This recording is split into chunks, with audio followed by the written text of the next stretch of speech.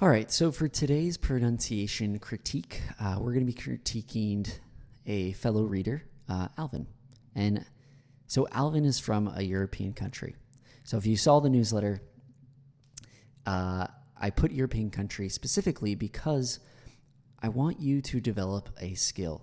And this skill is being able to recognize when someone is not a native speaker. Why? Because if you can start to pay attention to that, recognize, oh, that person doesn't sound like a native speaker, then you can recognize what are the patterns that give away that they have an accent or they're not a native speaker. Because if you can start to develop that skill, then you can improve your own accent, reduce your native accent, right? If you're a native Spanish, Portuguese, French, Tagalog, anything. So I want you to keep that in mind as we kind of listen to this. We'll listen to about a minute. Alvin sent me this page, which I want to share as well as inspiration.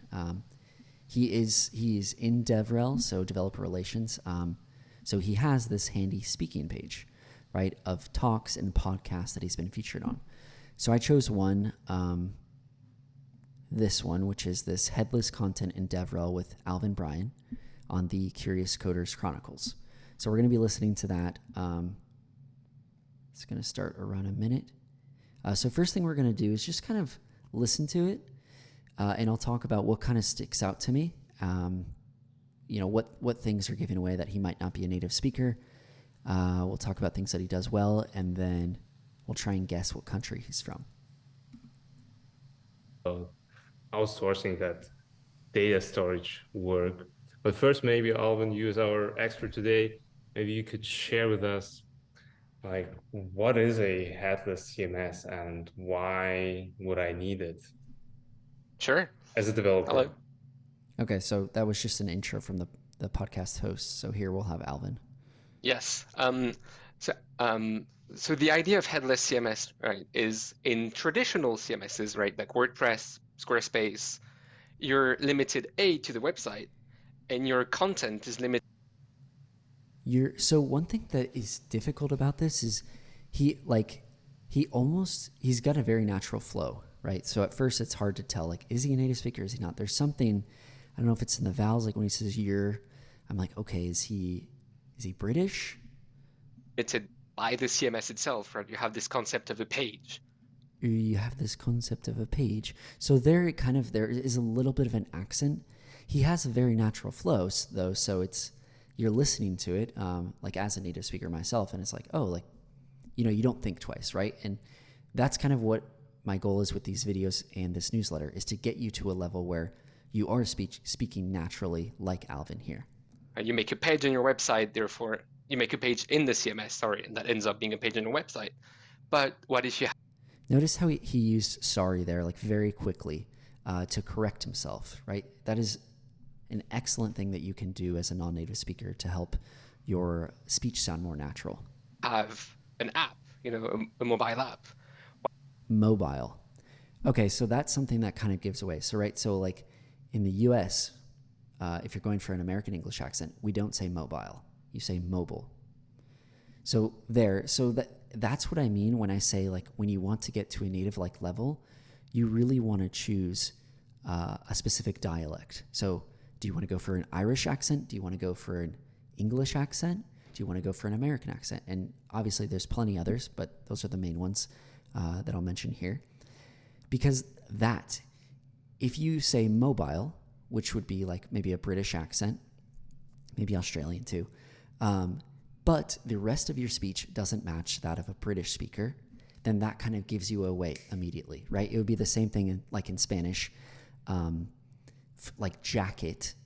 Most places say like chaqueta. If I were to say campera, which is what they say in Argentina, but then I'm not using an Argentinian accent, like, I'm starting to mix, right? So it doesn't sound natural. So again, that's what you want to go for. What if you have a billboard and you want to manage that? So the H's and the vowels, there's something, I can't pinpoint exactly what it is, but that's kind of what's sticking out to me. Content, right? That's Content becomes a problem. You can... Problem. So, right, so there's hints of like a British accent in there, but I can't tell exactly like where he might be from, which is great. run WordPress, for example, as headless, but that's the idea, right? It's because That's the idea. So maybe the TH sound there too is something he could work on. you take your content and you turn that into an API, Yeah. and that's a headless CMS. And that's a headless. So again, there is hints of a British accent. So I don't know if that's what he's going for. But if he is, and by pronouncing things like mobile, that might be a great place for him to like really get to that next level of sounding really like a native speaker. But he does an excellent job. I would applaud him and any of the rest of you who are doing content in a non-native language. It's very difficult. And I think Alvin is DevRel and does things in English. And so that's very impressive to get to that level. So country, where do you think he's from? So when he sent me this, I was like, I don't know where you're from. I didn't know you were a non-native speaker by your Twitter content. I assumed that he was native. So when I started listening more, I can't tell exactly what it is, but from the years of teaching English, something was like, maybe he's from Belgium and his native language is French. Turns out that was 50% correct. His native language is French, but he's from France. So if you guessed that, a little applause for you. The last thing that I want to share about Alvin, and this is just something that I wanted to share because I saw him tweet about it. He started a side project called Podlink. Again, what's the problem? Well, if you want to share a link with a friend and your friend uses Apple Podcasts and you use Spotify, right? Like it's kind of annoying if you send them Spotify and they're like, hey dude, I use Apple. So what we could do here, right? If I wanted to share, I guess Spotify, that's kind of annoying. They won't let me copy that. But anyways, we'll type in Headless Content and DevRel and hopefully, okay, maybe it's by name. We'll do My First Million, which is my favorite podcast. Cool. So if you wanted to share this podcast, you've got the pod link, and then the person you share it with can open it on any of their apps, right? So very handy. Pod link, check it out. And thanks to Alvin for submitting.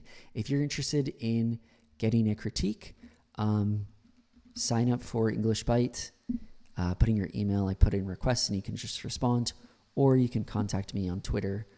I'm either at JSJoIO, like this, or I have a separate account where I tweet in Spanish, which I'm using that as well. So either one, hit me up. I would love to critique you and help you get better at pronunciation. Thanks. We'll see you in the next one.